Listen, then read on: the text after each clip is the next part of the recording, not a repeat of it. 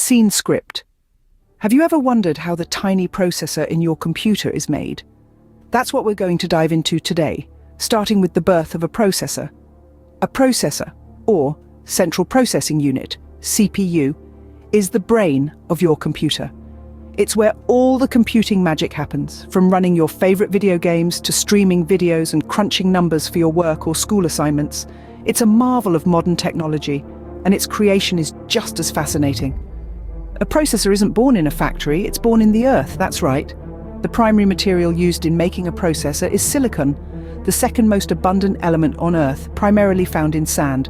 So essentially, we're transforming common sand into a powerhouse of intelligence. Quite incredible, isn't it? But why silicon, you ask? Well, silicon possesses a unique property that makes it the perfect candidate for our processor building endeavors. It's a semiconductor, meaning it can either conduct or insulate electricity depending on the conditions. This property is crucial in the operation of a processor, which relies on electric signals to function. But we don't just scoop up sand from the beach and pop it into your computer. The silicon must first go through an intensive refining process. It's heated to extreme temperatures, then cooled and purified until we get a single pure crystal of silicon. This crystal is then sliced into thin wafers, which serve as the canvas for our processor's intricate designs. Each of these silicon wafers is a blank slate, ready to be imprinted with the complex circuits that make up a processor. This process is known as photolithography, which we will delve into in the next scene. From sand to silicon, and silicon to a semiconductor wafer, we've covered the first steps in the birth of a processor. Now that we know what a processor is and its basic component, let's delve into the fascinating journey of its creation. Stay tuned for the continuation of this captivating journey into the heart of your computer. The journey of a processor begins with the most common element on Earth's crust, sand. Yes, you heard it right, the silicon in your processors starts its life as humble sand. But how does it make the leap from beach to motherboard? Well, the first step is to extract silicon dioxide from sand, which is then heated in a high-temperature furnace together with carbon. The outcome, elemental silicon, which is not yet pure enough for our purposes. The silicon is then refined further through a process known as the Czochralski process, a method of crystal growth used to obtain single crystals of semiconductors. Here, a seed crystal of silicon is dipped into molten silicon and slowly drawn up, bringing with it a single crystal structure. This results in a large cylindrical silicon ingot. This ingot, the size of an adult's forearm, is then precision sliced into thin wafers. Each wafer, only a fraction of a millimeter thick, is then polished to a mirror finish, creating a flawless surface at the atomic level. It's quite astonishing to think that the complex processes in our gadgets start their journey in such a simple way.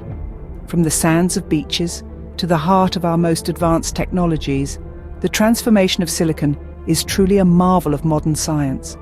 With our silicon wafer ready, we can now start the intricate process of creating a processor.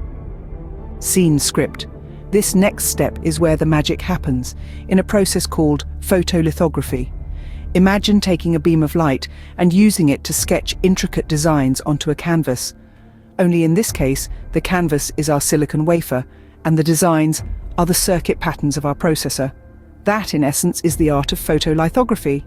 It begins with coating the silicon wafer in a photosensitive material, or photoresist. This photoresist responds to light, hardening wherever it is exposed. We then place a mask over the wafer, a stencil of sorts, with cutouts in the shape of our circuit designs. When we shine ultraviolet light onto the mask, the light passes through the cutouts and hardens the photoresist beneath. The hardened areas will protect the silicon underneath during the next step, etching. Etching is a bit like sculpting, where we chip away unwanted material to reveal a design. But instead of a chisel, we use chemicals. These chemicals wash over the wafer, dissolving the photoresist that hasn't been hardened and the silicon beneath it. What remains are the patterns of our circuits etched into the silicon wafer. But etching is only half of the story. We also need to modify the properties of the silicon within our circuits, a process known as doping. By introducing small amounts of impurities or dopants into the silicon, we can control how it conducts electricity. Through selective doping, we can create the transistors that are the building blocks of our processors. It's a meticulous process. one that requires precision and control at a microscopic scale.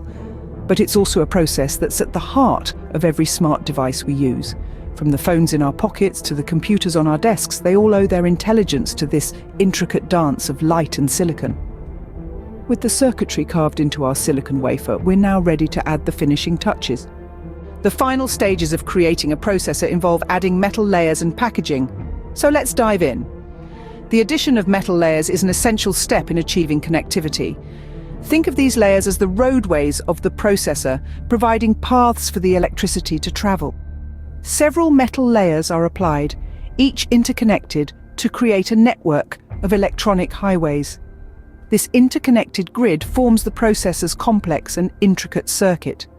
Once the metal layers are in place, it's time to see if the processor is up to snuff. Each chip undergoes rigorous testing to ensure functionality. This is crucial as any flaws can lead to the processor's failure, or worse, damage to the device it's powering. Now comes the exciting part: cutting the wafer into individual chips. This process, known as dicing, is done with extreme precision to avoid damaging the delicate circuits. The result is a multitude of individual processors, each with the potential to power a device. The final step in the processor's journey is packaging. Each chip is encapsulated in a ceramic or plastic case. This not only provides physical protection, but also aids in heat dissipation, a vital function to keep our devices running cool and efficient. And there you have it, a fully functional processor ready to power up your devices and bring them to life.